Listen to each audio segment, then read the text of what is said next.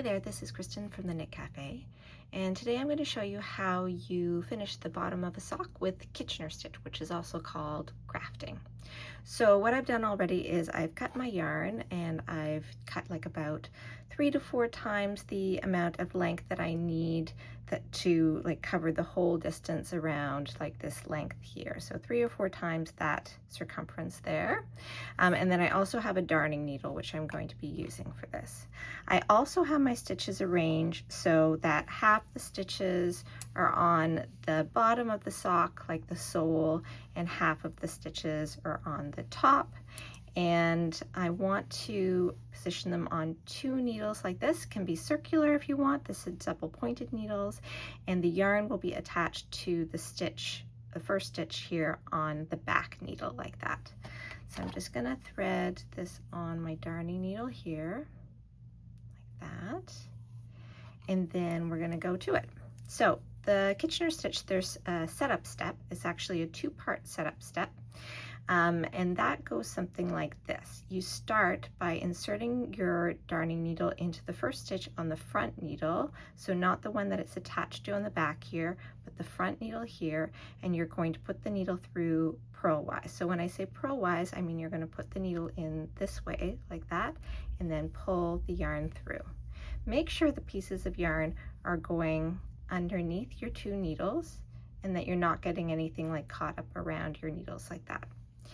Then the second step of the setup is to put your darning needle through the loop on the back needle knitwise. So this is knitwise here with the needle going in like that, and then you pull it through. Give it enough pull that you're trying to match the tension that you're knitting. So those are the 2 setup steps.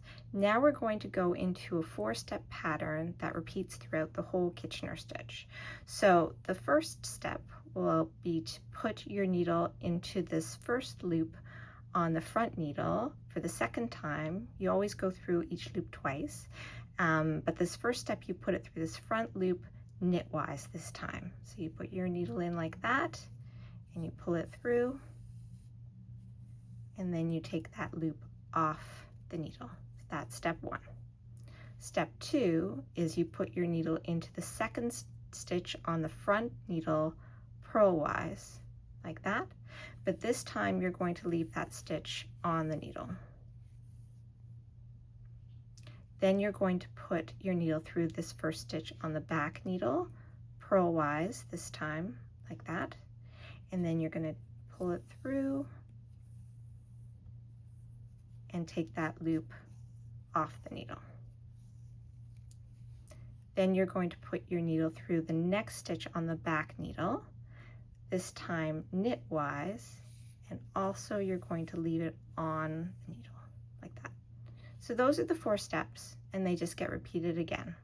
So first step, through the front needle knitwise, take it off, purl-wise through the front, leave it on,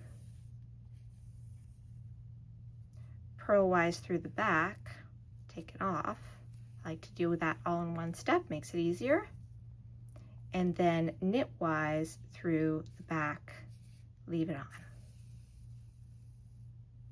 And then you just keep repeating those steps until you've incorporated all the needles or all the stitches in, trying to keep your tension matching the tension of your knitting.